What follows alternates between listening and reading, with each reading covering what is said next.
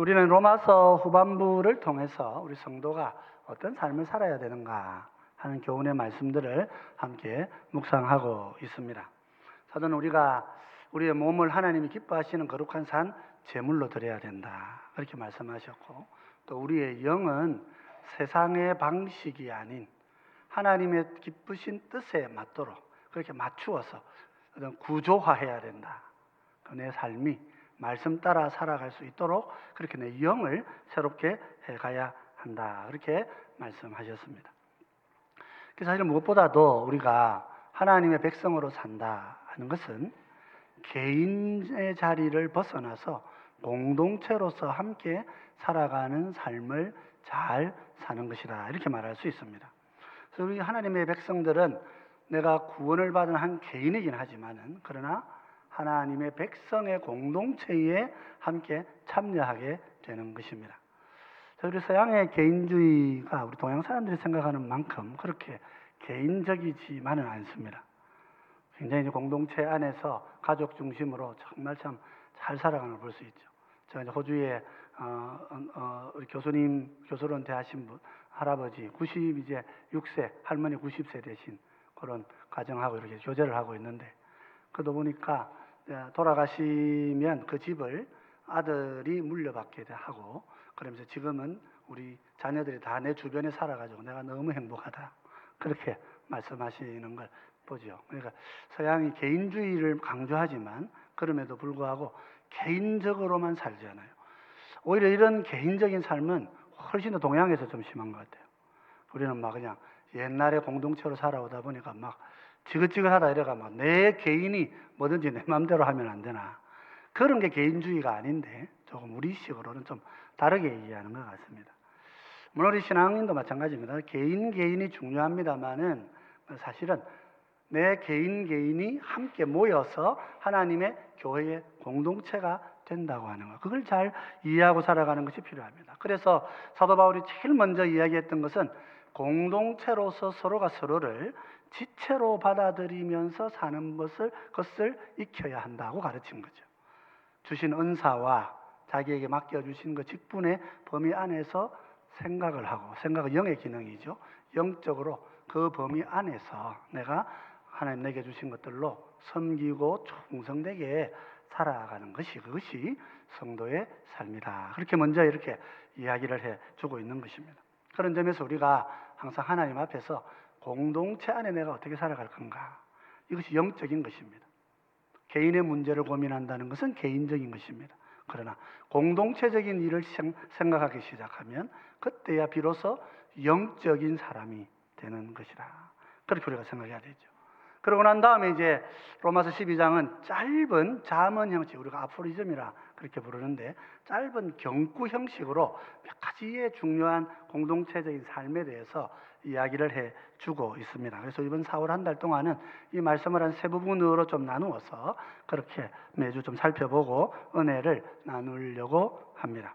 특별히 오늘 우리가 읽은 9절부터 13절까지의 말씀은 서로 사랑하고 우애롭게 지내고 이를 위하여서 항상 기도하는 데 힘쓰라, 그렇게 권면하고 있습니다. 그래서 오늘 이 말씀을 우리가 함께 생각해 보면서 우리의 성도의 삶, 영적인 경건이라고 하는 것이 어떤 삶을 말하는 것인가 함께 더 묵상하고 적용하면서 그렇게 은혜 누리시는 그런 시간들이 되시면 좋겠습니다.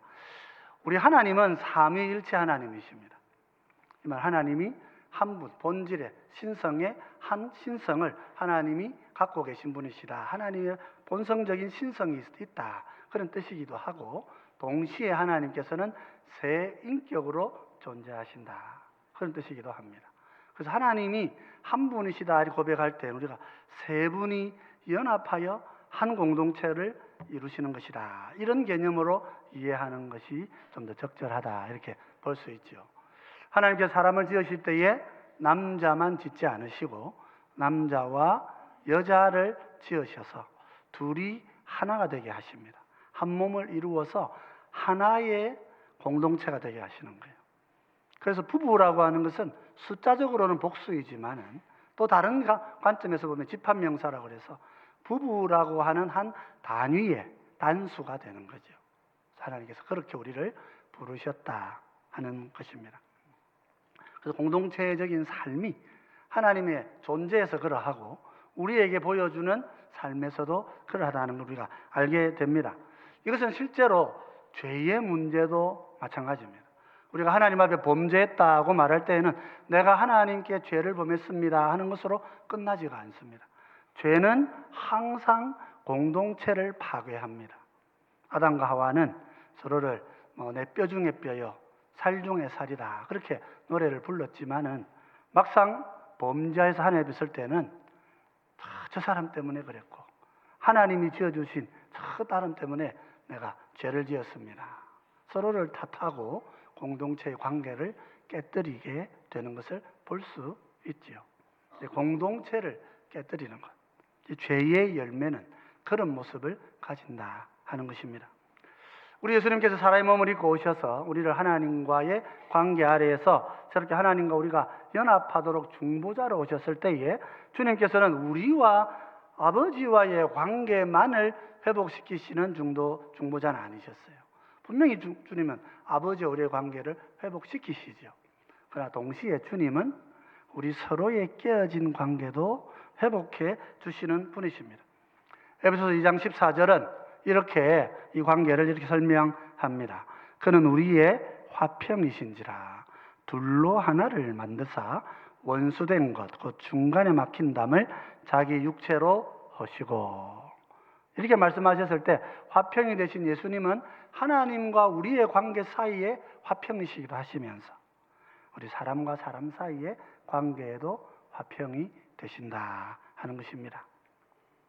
예수님께서 십자가에 죽으셨을 때 그 죽으심이라고 하는 것은 주님과 우리와의 관계만을 하나님과 우리의 관계만을 이렇게 회복하는 데 머무르지 않으시고 우리 서로가 하나가 되고 연합할 수 있도록 그렇게 하나님께서 우리의 새 길을 열어주신 거죠. 그래서 우리가 누가 나한테 잘못했다, 누가 나한테 사과를 안 한다, 용서를 안 구한다 이런 여러 가지 연약함들이 나타난다 할지라도 주님의 보혈을 힘입어서 우리 성도는 항상 용서하며 살 수 있는 사람들이 되어가야 하는 것이죠. 그래서 에베소서 2장 13절은 우리의 형제들의 관계를 이렇게 설명해요. 우리 같이 한번 읽어보십시다.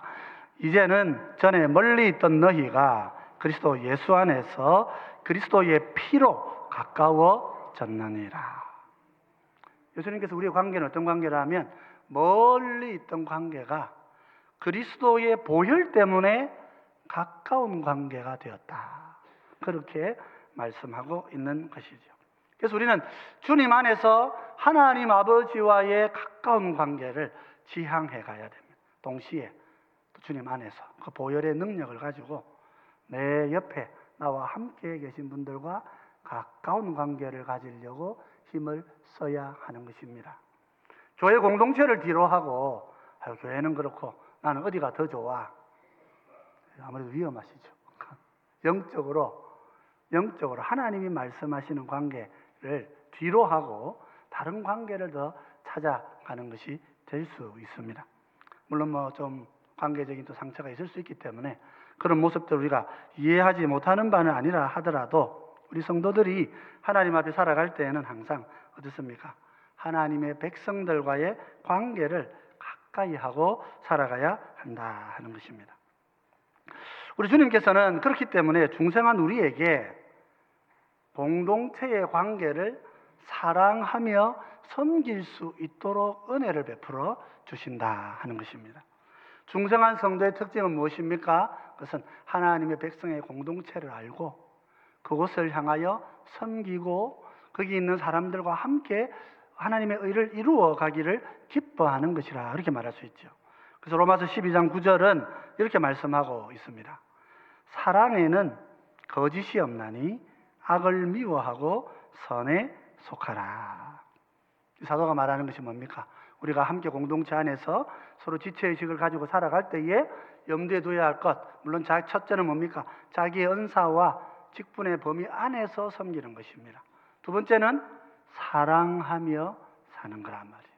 근데 사랑에는 세 가지 조건을 좀 두고 있어요. 첫째는 뭐냐면 이 사랑은 거짓이 없는 사랑이어야 된다. 하는 것입니다.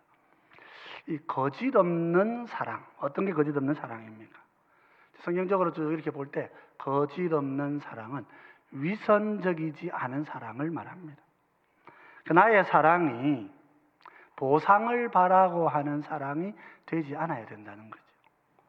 내가 사랑을 베풀고 봉사를 하고 섬기는데 그것을 통하여서 다른 사람이 나를 높여줄 거야, 이런 기대를 가지고 하는 사랑, 그런 사랑은 거짓 사랑이라는 거죠. 우리 예수님께서 이렇게 갈릴리 사역을 하시면서 이제 산상수훈을 주실 때에 모인 사람들에게 이렇게 말씀하신 적이 있습니다. 특별히 이제 유대인들의 구제하는 모습을 보시면서 이렇게 얘기하셨죠. 마태복음 6장 2절입니다. 우리 같이 한번 읽어볼까요? 같이 읽어보십시다.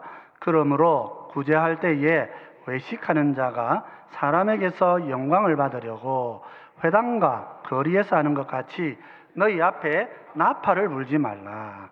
진실로 너희에게 이르노니 그들은 자기 상을 이미 받았느니라. 그죠? 사람들 앞에서 사랑을 행하는 게 구제 아니겠습니까? 가난한 사람들 도와주는 거. 근데 회당, 교회 사람들 다 보이는 데서 길거리에 서서 뭘 나눠주고 이렇게 하지 말라는 거죠. 그 나팔 부는 것이다. 그러면 너는 상 다 받은 것이다. 왜 그렇습니까? 사람들이 다 봤잖아요. 다 알잖아요. 저 사람 구제하네.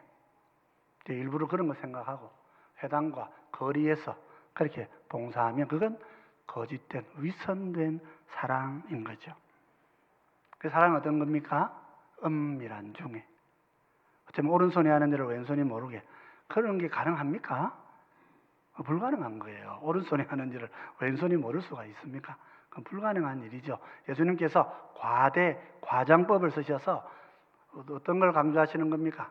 사람에게 칭찬받으려고 선한 일을 하지 말고, 신앙생활이 자칫 그렇게 천박해질 수가 있습니다. 이 신앙생활이라고 하는 것은 다른 각도에서 보면 굉장히 천박해지는 행동이 됩니다.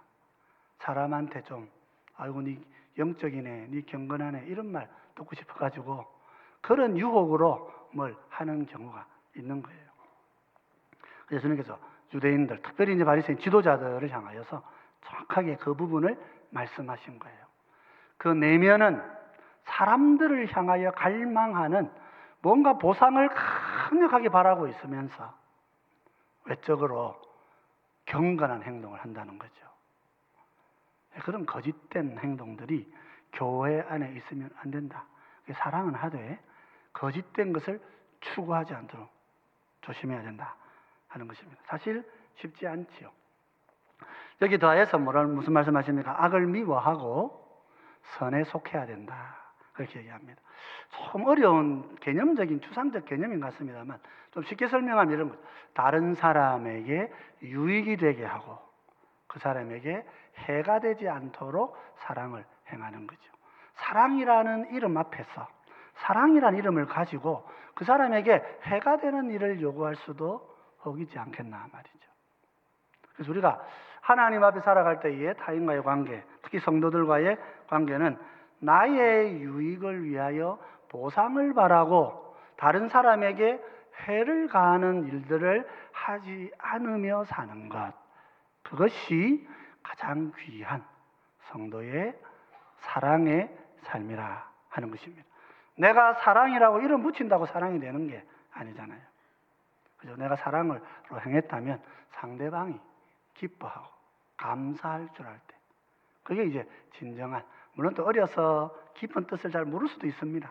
그래도 좀 기다려야 되는, 그때는 인내해야 되고 기다려야 하는 것입니다만은 나중에 가보면 이분이 참 나를 사랑하셔서 그때 이런 말씀을 하셨구나, 그때 이런 걸 이렇게 도와주셨구나, 그런 깨달음이 찾아오게끔 그렇게 우리 사랑하는 게 진짜 사랑이라는 거죠. 사실은 참 어렵습니다. 내가 내 마음속에 하는 행동이 내 이기심인가? 우리 엄마들이 아이를 기르면서 너 이거 돼야 돼, 저거 돼야 돼, 아이들한테 이렇게 얘기할 때 엄마 아버지 다 그렇겠지만은 나의 이루지 못한 꿈을 네가 풀어줘야 돼 이렇게 하게 되면 어떻습니까? 그건 자녀의 재능을 이렇게 찾아주는 게 아니잖아요. 아이가 오히려 불행한 삶을 살 수 있죠. 그래서 우리가 아주 이게 조심해야 부모님들이 자녀들을 키울 때에도 사랑이라는 이름인데 사실은 굉장히 억압적인 그런 부분들이 있을 수가 있다. 교회 안에도 마찬가지 그런 것들이 있을 수가 있다는 것을 기억해야 됩니다. 특별히 이제 사도가 이제 13절, 우리 이 9절과 13절이 이제 대구적인 이런 표현을 좀 같은 내용을 강조한다 이렇게 볼 수 있는데요. 우리 13절 말씀을 같이 한번 읽어보십시다. 성도들의 쓸 것을 공급하며 손 대접하기를 힘쓰라 그랬습니다. 여기 성도들의 쓸 것을 공급하고 손님 대접하는데 힘쓰라 이렇게 말씀하는 거예요. 무슨 말입니까? 쓸 것, 성도들이 어떤 필요조차 없어서 어려워하는 가난한 사람들을 항상 염두에 두고 살아야 된다. 그런 뜻인 거예요. 그죠? 특별히 이제 이건 참 귀한 것은 우리 사도가 우리에게 가르쳐 줄 때 이게 참 귀한 것은 어떤 귀함이 있냐면 자기의 쓸 것이 없어서 모자라는 분들은 그죠? 나한테 내가 도와줘도 나중에 갚지를 못해요. 그런 분들을 도와주는 게 정말 하늘의 상을 받는 것이라 말이죠. 내가 하나 주면 하나 받고 이런 관계는 뭐 대등한 관계죠. 그런 관계는 사실은 돕는 관계가 안 됩니다. 밥 한 끼 내고 서로 내가 내고 다음에 네가 내고 하는 그런 관계들은 교제하는 관계이지 섬기는 관계는 아니죠. 그러나 내가 한 끼 내어도 다시 갚을 수 없는 분이 있잖아요. 그런 분들을 섬긴다고 하면 하나님이 가장 기뻐하시는 그런 분들이다. 특히나 이제 손님 대접하는 거. 손님은 어떤 사람입니까? 나그네라. 지나가는 거 잠깐 있다가 가는 분이란 말이죠. 우리 교회도 잠깐 오늘 한 주 오시는 그런 분들이 있을 수 있잖아요.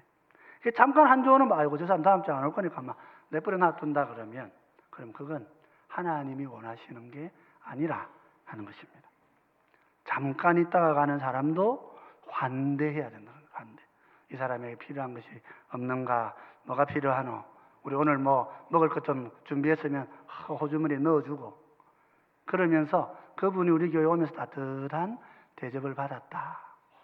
그런 섬김을 하면 어때요? 하나님이 기뻐하시는 섬김이 되는 거라 말이죠. 사실 이제 우리 부산 분들 제가 좀 보면 저도 부산 사람입니다만은 우리 부산 사람들은 자기는 잘 모르지 우리는 잘 모릅니다. 다른 동네 살다 오면 그게 눈에 보입니다. 왜냐하면 그냥 지나가거나 처음 보는 사람한테 굉장히 불친절해요. 우리 부산 사람들이 그렇습니다. 알아두셔야 됩니다. 나는 잘하는데 안 그렇습니다. 딴 동네 가서 훨씬 못합니다. 그걸 딱 인정을 하셔야 되는 거예요. 제가 대구에 갔더니요. 대구 분들은 앞에서 너무 친절해요. 뒤에서 안 해야 될 말들 좀 많이 하시더라고요. 보니까. 우리 부산 분들은요. 좀 뒤에서 하면 될 말을 앞에서 그냥 막 해버려요. 사실은 우리의 문화적인 차이입니다. 그게 뭐 사람이 나빠서 그런 게 아니라 우리 동네는 항구 도시니까 아무래도 사람이 왔다가 빨리 가고 그러니까 깊은 관계가 안 되는 경우가 많잖아요. 그러니까 지나가는 분들한테 조금 소홀할 수 있습니다. 내륙 도시는 평생 같이 살아야 되기 때문에 절대 앞에서 나쁘게 말 못하는 거예요. 자기들끼리 뒤에 가서 소근소근 그렇게 이야기. 앞에 오면 언제나 공손하고 그러지. 그래서 우리 교회가 우리도 항구 도시에 있는 바다 끝에 있는 우리 교회 아닙니까? 우리 안에도 좀 낯선 분들 내하고 이렇게 면식이 없으면 우리가 좀 불친절할 수 있다. 내가 그거 다 기억을 하셔야 돼요. 그래서 오시는 분들의 노력을 해야 됩니다. 내가 얼굴 표정도 좀 밝게 하시고, 그죠? 지나가는 분들을 보고 그냥 좀 웃을 준비를 하셔야 됩니다. 화나가지고 막 뭔가 내가 온 게 불편한 것처럼 보이게 하지 않도록. 우리가 좀 교회에 뭐 선물 남은 거 있으면 낯선 분들이 있으면 나눠주세요. 우리 아는 친척 막 나눠주지 말고 그냥 내가 아는 분 있으면 그분들한테 나눠주셔야 돼요. 그러면 그분들이 마음을 평안하게 가지는. 근데 그게 하나님께서 우리에게 사랑하라 하신 삶이다 말이죠. 여러분 그렇게 사시기 바랍니다. 우리가 친절하신 것. 절대로 나쁜 일들이 아닙니다. 그 다른 사람이 친절하셔야 되는 거예요. 그러고 나서 사도가 우리에게 권면한 두 번째 교훈은 형제 간의 우애를 가지고 살아가야 된다. 믿는 형제들 간에 우애롭게 살아라. 그래서 10절을 이렇게 얘기합니다.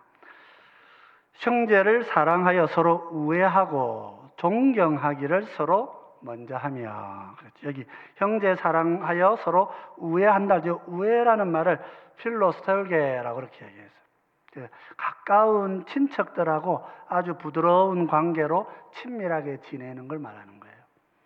우리 성도들과의 관계가 어찌 된다면 우리 가까운 친척, 내 형제 자매들, 육신의 형제 자매들과 내가 가까이 지내고 부드럽게 하고 어쨌든 잘해주기를 바라고 하는 그런 마음을 갖고 있지 않습니까? 그런 것처럼 우리 성도들의 삶도 서로가 서로를 친밀함으로 돕고 섬기도록 해야 됩니다. 더군다나 내가 먼저 해야 될 게 있죠. 상대방을 존경해라 그랬어요. 존경으로 상대방을 대해라. 우리 외모를 가지고 그렇게 사람을 함부로 폄하하지 않도록 조심해야 됩니다. 우리 대한민국 사람들 제일 먼저 만나면 뭐합니까? 우리 대한민국 사람들 민증 까라 그러죠. 이제 나이부터 확인합니다. 나이부터. 그래서 아래냐 위냐를 반드시 밝혀야 됩니다. 안 그러면 불안해가지고 안 되는 거예요. 막 그냥 새 가족 오면 막 전부 다 나이부터 막 물어보고 막 그 서열을 잡으려고 막 이렇게 하는 거예요. 그럼 사람은 나이로 뭐 하는 거 아닙니다. 우리 문화예요, 우리 문화. 다른 나라에 가면 그렇게 안 합니다. 그 개인의 프라이버시를 함부로 그렇게 물어보면 안 되죠.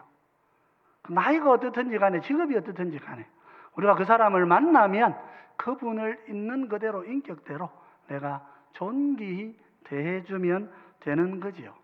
하나님 우리에게 요구하시고 또 중생한 성도들에게 나타나는 삶입니다. 초대교회가 왜 그렇게 갑자기 부흥했겠느냐? 무슨 전략이 있어서 그랬겠느냐?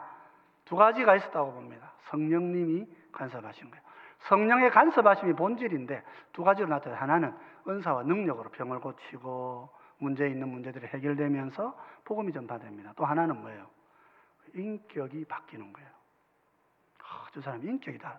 저 공동체에 가보니까 사람을 차별하지 않아요. 그 사회가 계급사회라면 로마 사회라는 게 노예는 노예이고 막 계급사회인데 계급사회인데 종을 종으로 대하지 않고 종을 형제로 대하더라 말이죠. 그런 공동체에 안 가고 싶겠냔 말이에요. 교회 와서 복음 듣고 하나님을 알고 내가 사회적 신분은 종이지만은 내 인격적인 신분은 하늘 백성인 거예요.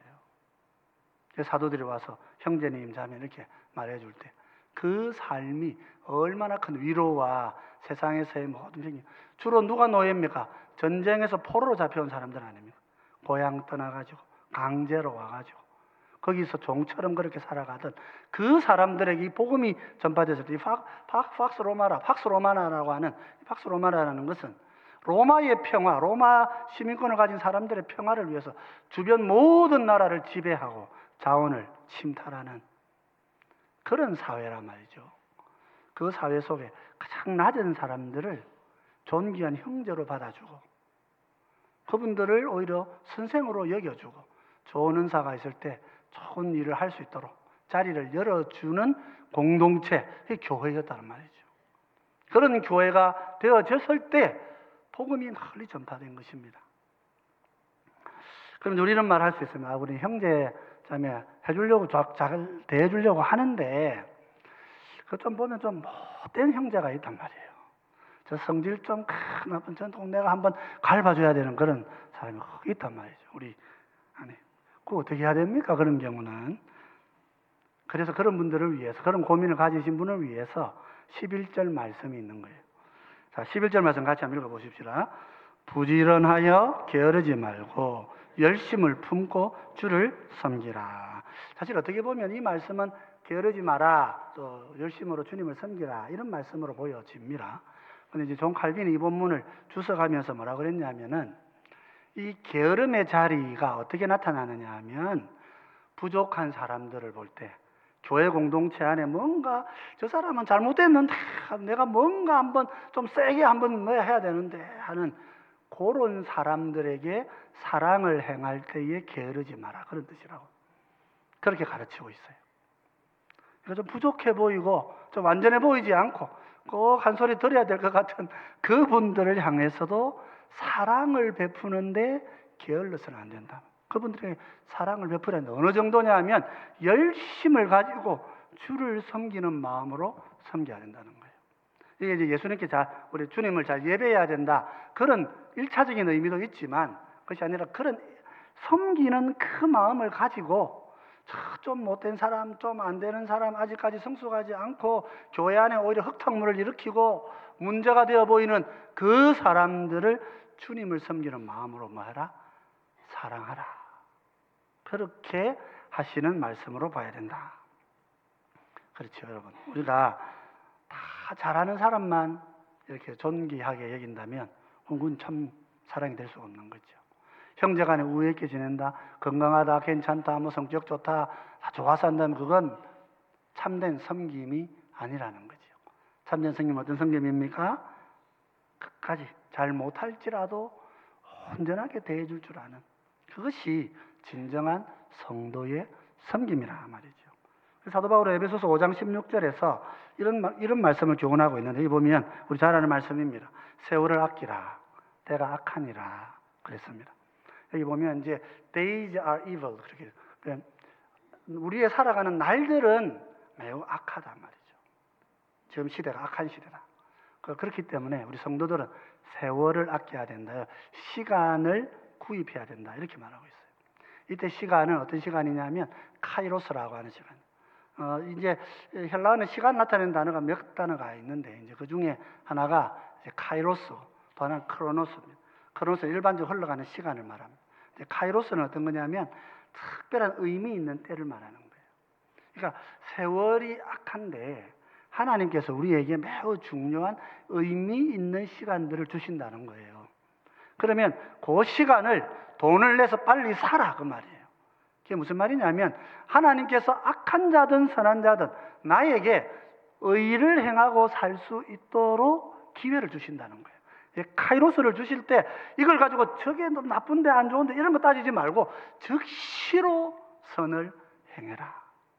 왜냐하면 세월이 악하기 때문에 그런 선한 기회들이 잘 주어지지 않는다는 거예요. 그렇습니다. 내가 정말 돌봐야 될 이분, 정말 어려움에 있는 이분, 저분, 아이고 저놈 저거 막 고생하는데 막 하나님 벌 주신다, 막 잘됐다, 막 이렇게 하고 집에서 웃고 있으면 안 되는 거예요. 그때야말로 그분을 정말 도와야 될 때인 거예요.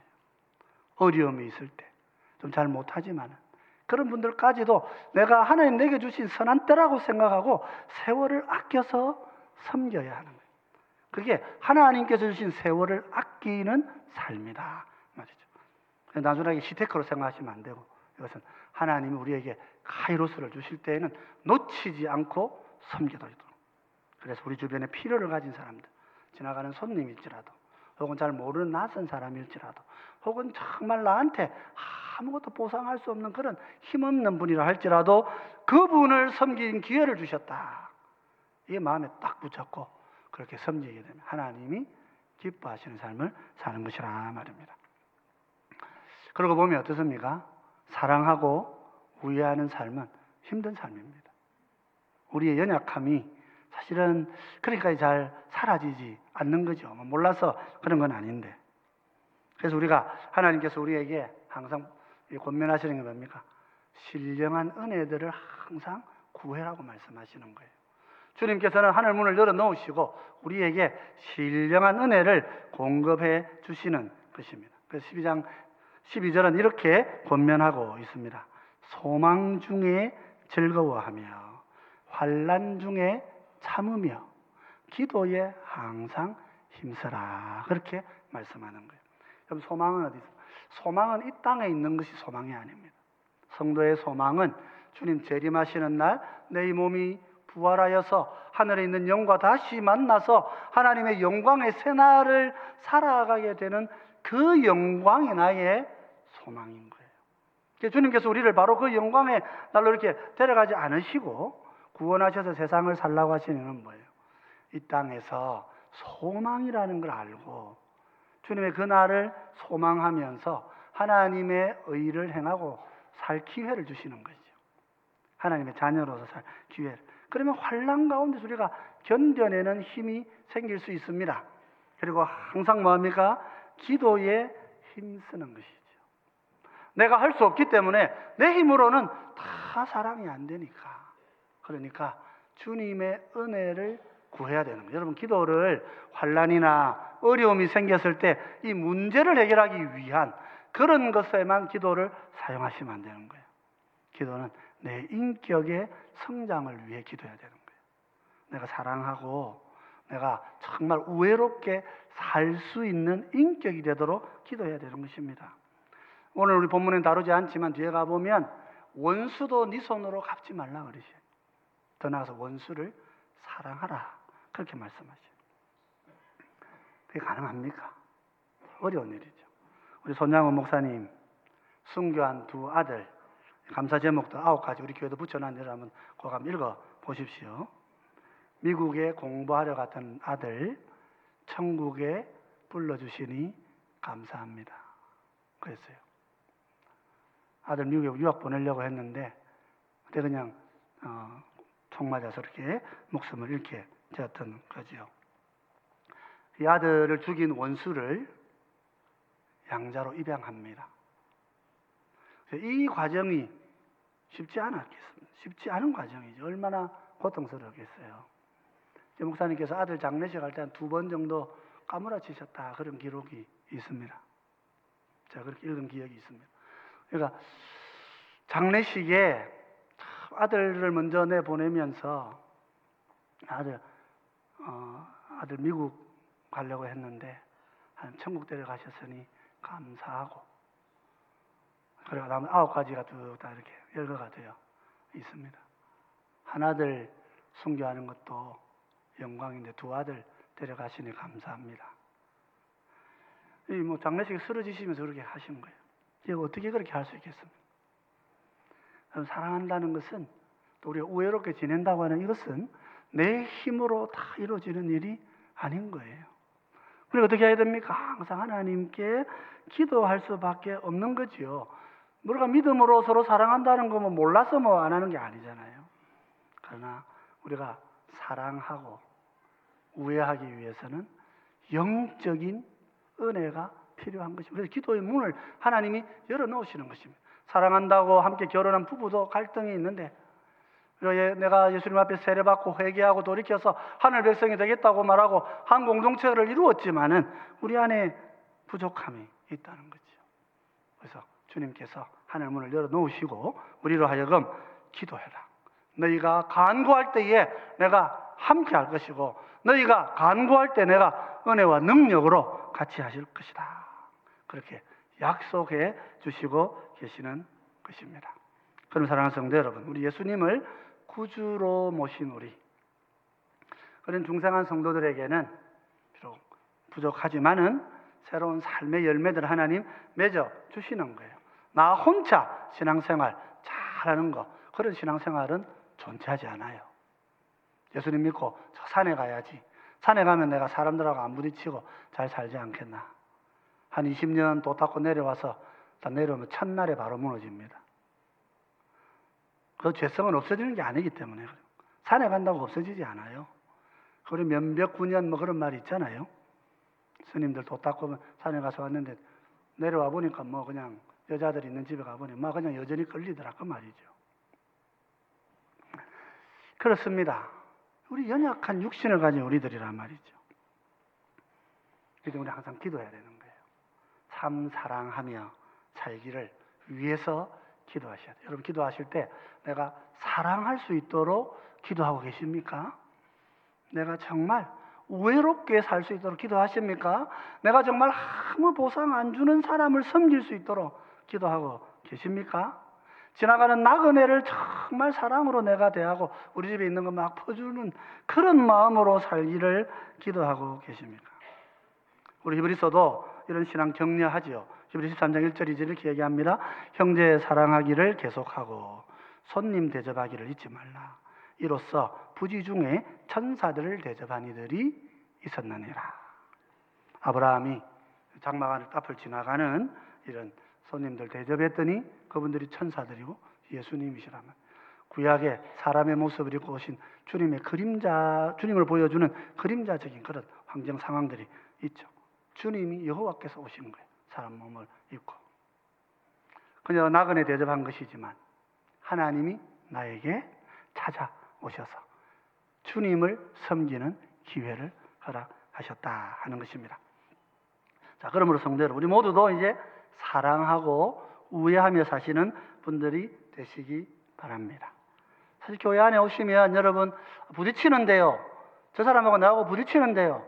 여러분 참 좋은 일입니다. 자문해 보면 철이 철을 뭘 한다 그랬습니까? 날카롭게 하고 친구가 친구의 얼굴을 빛나게 한다 그랬습니다. 그게 무슨 말이에요? 그 친구 잘 사귀면 화장품 사줘가지고 막 얼굴 번들이하게 이렇게 잘할 수 있다 그런 뜻이 아니란 말이에요. 그죠? 철과 철이 부딪히면 겉에 있던 녹이 다 떨어지고 그 안에 있던 하얀 그 철의 그 하얀 밝은 모습이 이렇게 쭉 나타나게 된다. 우리가 부딪히는 게 나쁜 게 아닙니다. 하나님 우리에게 주시는 은혜예요. 부딪힘을 통하여서 하나님이 내 속에 두었던 귀한 은사들과 귀한 모습들을 드러내시는 거예요.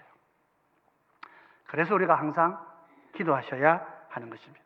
기도는 우리를 하나님의 백성으로 온전하게 하시는 하나님의 능력인 것입니다. 기도를 그냥 문제 해결의 열쇠로만 사용하지 마시오.